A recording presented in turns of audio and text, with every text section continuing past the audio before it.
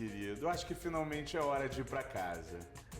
Estácio de Sá tem uma relação direta com a Universidade Estácio, que tem uma relação direta com a construção daquele entorno, do primeiro passo do Rio fora do centro. Acho que está na hora da gente pensar um pouquinho no Rio Comprido. Na verdade, a gente não pode pensar em Rio Comprido sem a própria Universidade Estácio de Sá, que está ali há quase mais de 40 anos. Imagina você ter um bulevar daquele, né, aquelas duas ruas largas, chegando até o final tendo uma mata gigantesca, verdejante, né? Que você não tinha um túnel ainda, você não tinha um viaduto. Então você vai pensar literalmente o Rio de Janeiro, tem aquele túnel, é quase que um exercício de pensamento. Você começa dizendo o seguinte, vamos lá, apaga o viaduto, agora anda pela beira do rio, numa rua larga, caminhando, seguindo em direção ao que o Rio de Janeiro tem de mais de bucólico, com a sua mata. Na década de 20, os mais antigos dizem que aquilo ali era um lugar para namorados ficarem,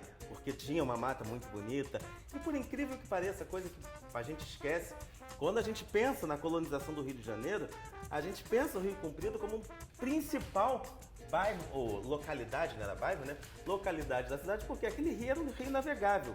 Imagina você que produzia ali uma série de mantimentos, né?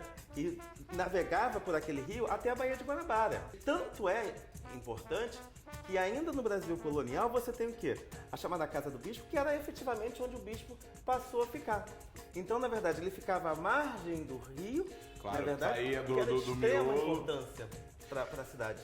Mas o que acontece? Quando você, primeiramente, construi um túnel, né? Você torna aquilo ali de um belo bulevar que serve de passeio para o quê? Para um local de passagem. Lugar do progresso. Vamos que o Rio de Janeiro tem que acelerar. A favelização do Rio de Janeiro ela tem dois momentos, ela tem duas lógicas. Você tem uma favelização de um primeiro momento, que era após a libertação dos escravos.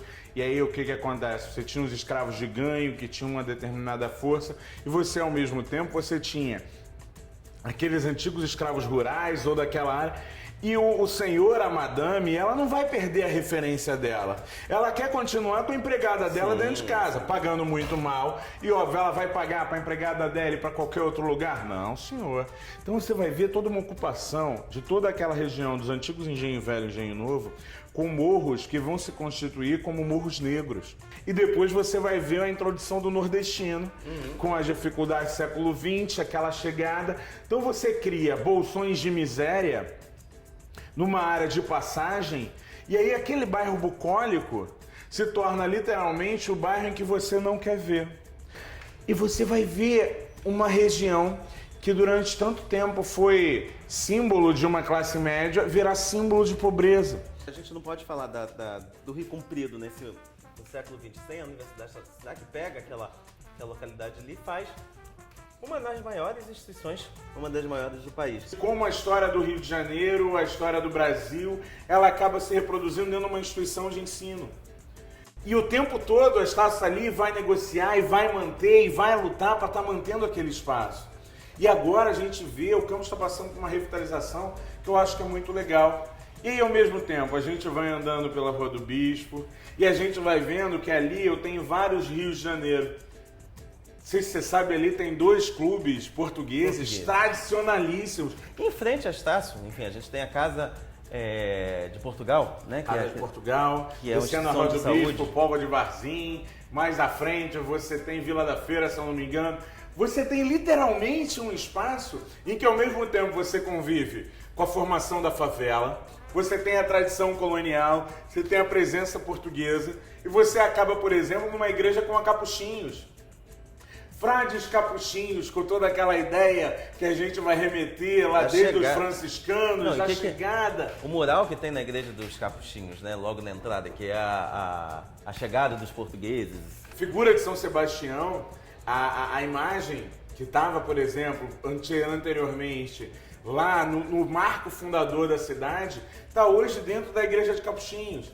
Dentro da igreja de São Sebastião do Rio de Janeiro, dentro da igreja que de alguma forma vai mostrar um pouco e acaba fechando esse nosso circuito da gente ver um Rio de Janeiro florestal, de um Rio de Janeiro que foi boulevard e quis se tornar moderno, de um Rio de Janeiro que passeou, do Rio de Janeiro que busca se educar, transformar, O Rio de Janeiro português.